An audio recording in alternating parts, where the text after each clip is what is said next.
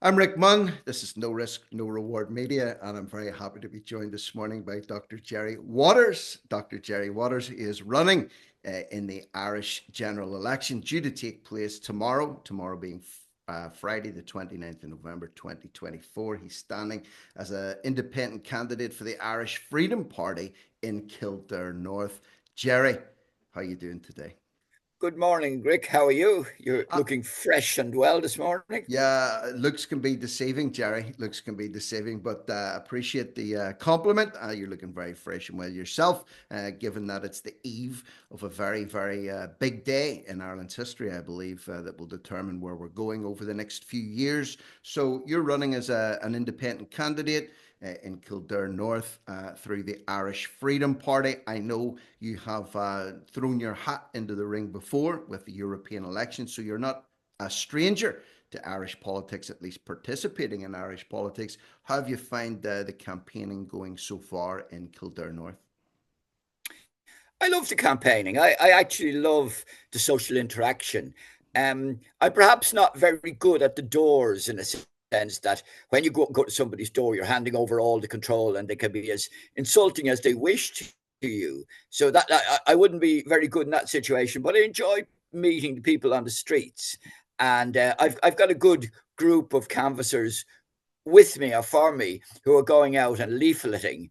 I believe the leaflets are important. I believe getting different pieces of information into every house in the constituency is important because I'm coming at it from a slightly different angle in so far as I'm a very reluctant politician. After being a doctor for 47 years, a number of years as working in general surgery, and then as a GP for 40 years, I have a different perspective on life. I'm also at an age where the last thing I want is to be going mixing with politicians. But I happen to believe, and I've been convinced by many people, that I have a quality that is required in the Dáil, and that's fundamentally honesty. Honesty backed by a very strong scientific education since 1971. I've been studying various things about the chemistry of weather and that sort of thing. And obviously, I've studied the science of medicine Mm-hmm. with the result that in 2020, when a certain thing hit, I was prepared for it. Mm-hmm. I was educated for it, and I knew all the buzzwords that everybody else subsequently learned. Mm-hmm. Um, so, as I say, everybody is now an expert on this particular condition that has been haunting the people for the last 4 years. I was an expert on it in 2020, Mm-hmm. and a particular expert on it within weeks of 2020, and didn't go along with the whole concept.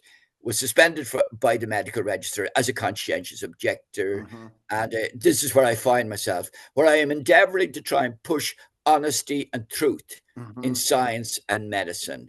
Now that extends right through to many things, general healthcare, where in fact we've got to tackle the very poor healthcare here in Ireland, where it's a crazy thing, but it's a societal problem where doctors in hospitals are afraid to treat patients because of what we call defensive medicine. Mm-hmm. So rather than treating a patient as I did when I worked in casualty departments, doctors are afraid to do things for fear of being sued. This goes back to a societal problem. And the desire of the legal profession to get their cut out of everything. Mm-hmm. So, there are many funny aspects to medicine in Ireland that people don't think about. And the only way you know about them, if you've been there, if you've been a casualty officer, if you've been a surgical reg, if you've been a GP, you know where the blockages are. So that'd be one thing that I could bring into the Dáil, my Mm-hmm. knowledge of medicine. Then I've got a great interest in other things, such as weather changes and what's going on, and carbon dioxide, nitrogen, methane. I thoroughly understand these chemicals, and I'm in a position to debate and discuss them with the likes of the Green Party, who generally run away from me. They run so fast you wouldn't believe. Sorry, Rick, I'm not giving you a chance to get a word in. No, that's fine because, in fact, you've preempted me a little bit. I was going to say to you because you said you'd been in medicine now for 47 years. You started studying way back in 1971, 2 years even before I popped onto this earth. So you've been in the game for a long time, and there's a lot of people that I'm talking to around the world at the minute who have, I suppose you would say, earned the right to have a peaceful and happy retirement most of the time, but they have chosen to enter the political arena, or they have chosen to keep going because there's so much damage being done in the world by politicians, not just in Ireland, that they feel almost a compulsion that they can't sit back and relax and have a nice peaceful retirement and drift off into eternity because there's too much at stake, not just for you because you're still knocking about, obviously, and me, but for our kids and the grandkids and for the next generations that are coming down. So that was the question I was going to ask. Given all that, what is it that's driving you forward at this time? You've more or less answered that there. There's too much going on. There's too many problems that you have a great and in-depth knowledge of. So therefore, you're putting yourself forward as an election candidate tomorrow, Friday the 29th. So I want to talk a little bit about your choice of party. Did you approach them? Did they approach you? Because there's a very wide choice tomorrow in the elections. There's so many different parties. I was reading various pieces on this. There's never been a greater amount of people that you can choose from. And even in the recent so-called leaders' debates that were screened on Irish television, I think there were 10 representatives there during the debates. Normally there's 2 or 3, maybe 4 at the most, but in Ireland we had 10. So Irish Freedom Party, Kildare North, tell us a little bit about how you hooked up with the IFP and how that's been for you. Well, I had first met Herman Kelly, the leader of Mm-hmm. the party, up in Mullingar, where when I was running in the European elections, and the Green Party, what was her name? Oh dear, I forget her name now. She was a Green Party Senator O'Reilly, I think. Um, Decided to call she referred to my views on weather and that and climate to as cuckoo ideas or cockeyed ideas, and which is the wrong thing to do. So I attacked her. Herman liked the cut of my jib, I think, in the sense that he liked the fact that I knew what I was talking about. I challenged her and all of the Green ministers or whoever. I challenged them all to a debate. I take the whole lot of them on. Of course, they ran away like the cowards they are. These people who live a lie. Anyway, Herman liked what he saw and approached me afterwards and asked me would I run for the. I was kind of him and hawing as to whether to run. As you say, somebody like me should really fade into the sunlight. It's time for us to ride off into the sunset, rather. But again, when you think of your children and your grandchildren, and you think of the mendacity and the lies, and in effect evil that is within the political system, that I believe is kind of captured by the WEF. I honestly believe that there has been some sort of capture by malign forces in the world. This may sound like conspiracy theory, but this is what has come to me after living a life for 75 years, Yeah. that there is things going on that are worse than were going on 20 years ago, 30 years ago. And again, as you say, and I'm in total agreement, when you think of your children and your grandchildren, we've got a moral obligation to leave them a better world than we got. Yeah. And I don't think we're doing that with the choice of politicians who I firmly believe are compromised. How or why they're compromised, I do not know. But I think, as you say, there's a group of people of my age group. You see them in medicine and you see them in science and that coming out and saying, hold it, lads, this is not the way. This is not the way the world works. This is not the way science works. And we've got to put a brake on it. Mm-hmm. Mostly retired people, because many of the people who are still in employment are frightened. Yeah. And when they see my head on a spike outside the town, as a warning to other doctors not to go down the road I Mm-hmm. went. It's very, very easy for them to cower beneath the jackboot of the establishment. And that's what it is. It crushes any dissent, it crushes any questioning. That's all I did. I only questioned Yeah. uh, and And refused to go along with. I believe I've said this a few times that the truth can withhold scrutiny, but a lie can't. Okay, it can't be cross-examined. If you cross-examine a lie with factual evidence, the lie falls apart very quickly. But the truth should be able to withhold any scrutiny, and in fact, people that are telling the truth should have no problem with being questioned because they can stand behind what they say because what they say is factually correct, and that's very important too. Having truth, telling truth or speaking truth, and having integrity, which are two qualities that are very much lacking when I cast my eye across not just the political landscape in England or in America or anywhere else, but especially in Ireland. Now, I want to talk to you, and by the way, I've spoke with Herman a few times on her as well. I like what he's doing a lot, and I've seen the growth. The rapid growth in the Irish Freedom Party over the last 12 to 18 months in particularly, and it looks like you guys have a little bit of a tailwind behind you at the minute, which is great. Checked out your website last night, and by the way, the links through to that website will be on the description box below this video, and also a link through to Gerry's social media. And I encourage you to go on there and check out what he's about and also what the IFP are about also. So I want to look at where you guys stand in terms of the greater political landscape for the benefit of people outside of Ireland that maybe aren't au fait with Irish politics. So there are several major parties or main parties, and if the polls are anything to go by this morning, I looked at the Irish Business Post polls this morning. Whether or not they're legitimate or accurate or not is neither here nor there, but what they're showing is, and this would seem to be the consensus from other people that have spoke to you, is that the main parties like Fianna Fáil, Fine Gael, and Sinn Féin seem to be neck and neck with around about 20 points each, give or take a point.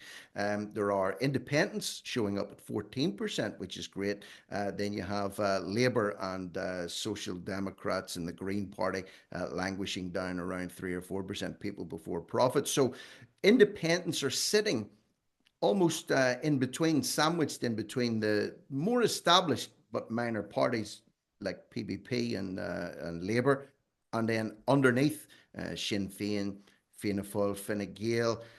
Their performance over the last few years has been diabolical. It looks like going forward, Gerry, the next Irish Dáil will be another coalition government. What do you see as being the best case scenario for this election in terms of an outcome, and also the worst case scenario in terms of an election outcome tomorrow?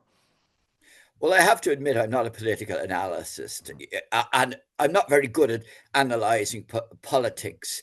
It's something I've stood back from over the last 40, 50 years. But what I do believe that the polls are a tool of the establishment. Mm-hmm. And you just look at the polls in America, like they were pushing Kamala Harris, Kamala Harris, Kamala Harris, as if she had a hope of winning. And yet, when the votes are counted, even if they're counted honestly, you will find that, well, Trump had a landslide. He took the House, he took the Senate. How could the polls have misinterpreted that, other than if they were being used as a tool? And I have my suspicions that perhaps the polls in Ireland are being used as a tool. Remember, the media, the mass media. I'm a case in point where I am totally, absolutely, completely excluded from the media. Now, I'm somewhat an interesting character in Mm. that I've got a scientific background, a medical background. I'm the only doctor ever to be suspended from the medical council as a conscientious Conscientious objector. objector, Right. yes. So I am totally, absolutely excluded. But who is getting 100, 1,000 times more exposure than I am? Gerry the Monk. Mm-hmm. Mm-hmm. Now, Gerry the Monk, to people who don't know, is a guy who's apparently been associated, or I don't know, but his notoriety is based around criminality, Mm-hmm. and I know nothing of him other than the fact that he's getting massive exposure. and you've got the director from My Left Foot. What's his name? I forget his name. Doing a documentary on him, and you've got TDs or ex TDs saying he's the only interesting person in the running in the election. And yet, not one of them will come near. Like, I too have actually been prosecuted. Like, I've been executed, never mind done prison time, as far as my medical career goes. And yet, I'm not an interesting character. Not one media outlet has come next or near me. Why? Because they're terrified of me. They're terrified of the message I will give, which is truth and honesty. You And know, as you say, the truth is like a lion, it'll defend itself. And it will. And if I ever strike it big or I can get myself a lot of good backers, I will make a documentary about your life. I promise you that. Gerry Waters, well, the movie, I can just see it now playing in an IMAX cinema near you. I would love to do that. But you see, the thing is, Gerry, the thing is, you talked about the polls being a tool of the establishment.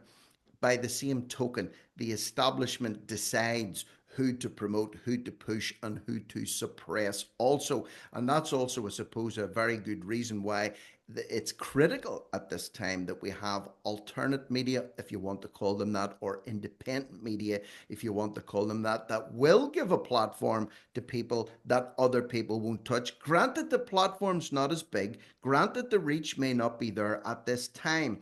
But I believe that legacy media is dying at the minute, Gerry. RTE is dying on its feet. The BBC is dying on its feet. People are not going to Sky News in the first instance anymore, or News at 10 to see what's happening in the world. They're going on to social media platforms. They're going on to YouTube platforms. They're more likely to see you up on their video screen or TV screen now than at any other point in history. So although at the minute it is frustrating, I'm sure, for reasons that you've just pointed out, I think as the months go by, not even the years go by, you'll start to see a bigger shift towards platforms like this and other people that are doing it independently. And who knows, if you're spurred and if you're not successful this time, you're going to run again at 79 or 80 years of age. Maybe Trump, I'd be like Biden at that stage.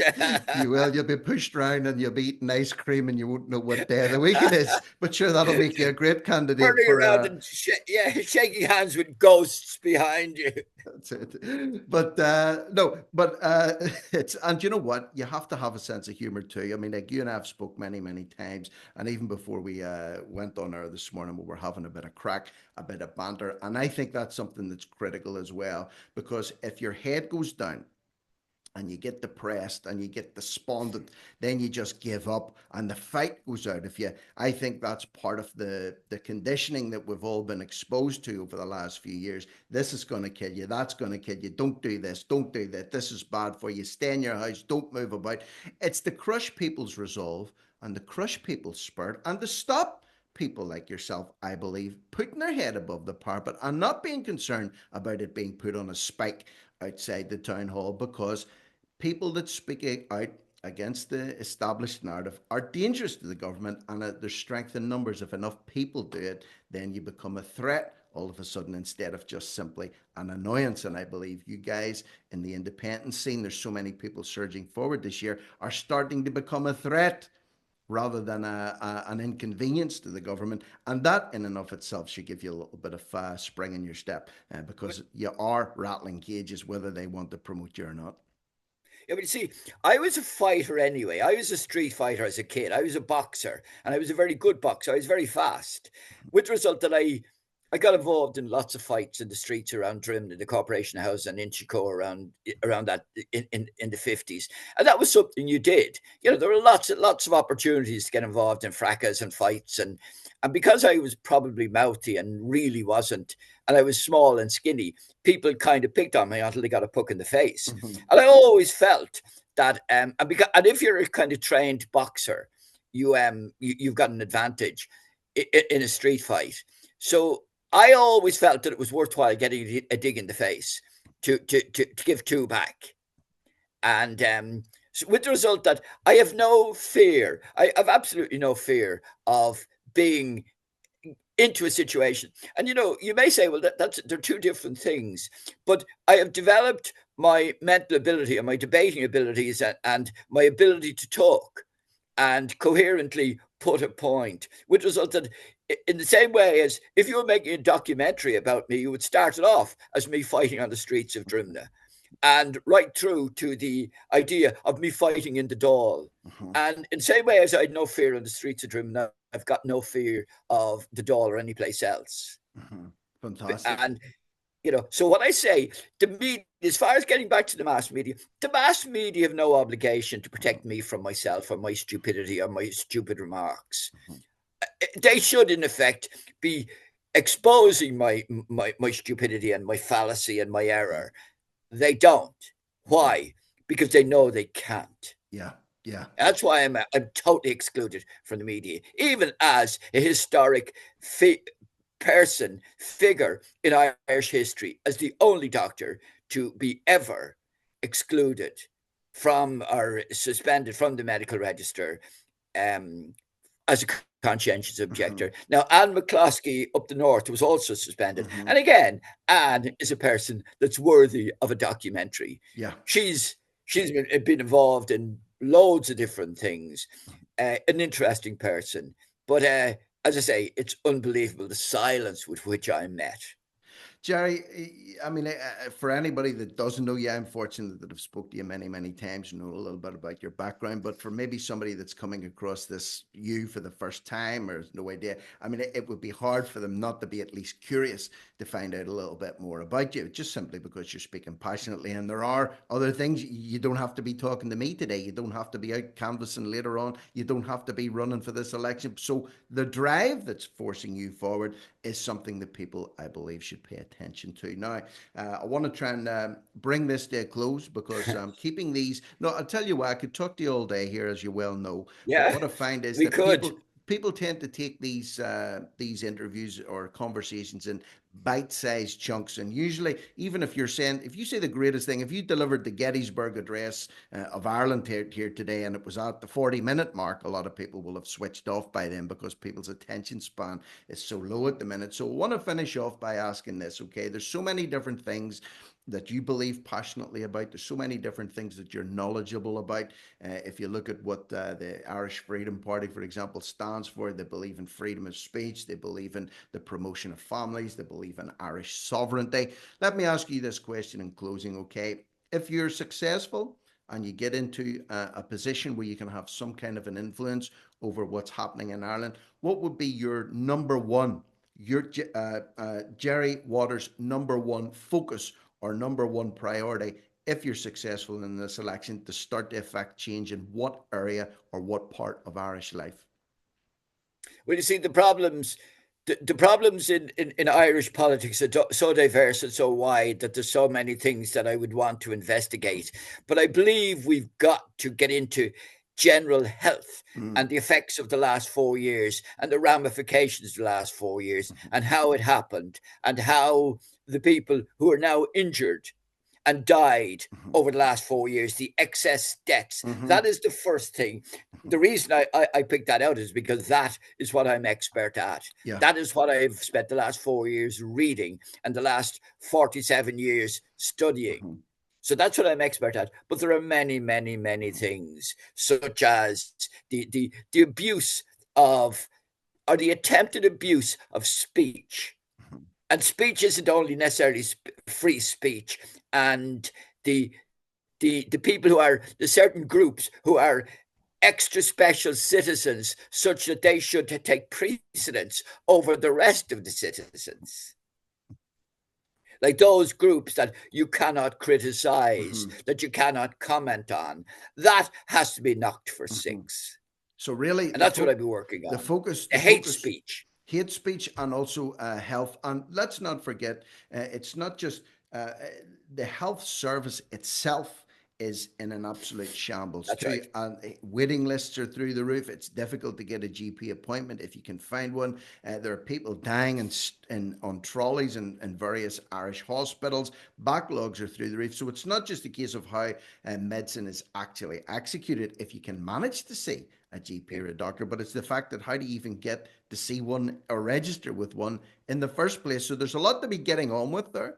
And I do wish you nothing but the best, and all the best for tomorrow, for not just yourself, but for everybody that's running in the Irish Freedom Party, for anybody that's running as a solid independent candidate in the Irish general elections tomorrow. I hope you guys do great. And listen, who knows? Who knows how it will turn out? Let's ignore the polls for now and let's see how the people actually turn out and vote tomorrow. Tomorrow being Friday, the 29th of November 2024, the Irish general election. So again, check out the description box underneath this video. There will be a background where you can find Gerry on social media, where you can check him out. And it's not too late if you're listening to this today, because it'll be going out on Thursday. It's recorded Thursday morning. It'll go out Thursday afternoon. Get out tomorrow and vote and vote. Vote till Gerry Waters tomorrow, #1 for the Irish Freedom Party. So thank you, Gerry. I really appreciate your time. Always a blast to speak to you, and I wish you nothing but the best. And no doubt we'll get an update after the election to see how it went and where you're at that point in time. So, Dr. Gerry Waters, thank you very much for your time this morning. I'm Rick Munn. That's Gerry Waters, and this is No Risk, No Reward Media, over and out.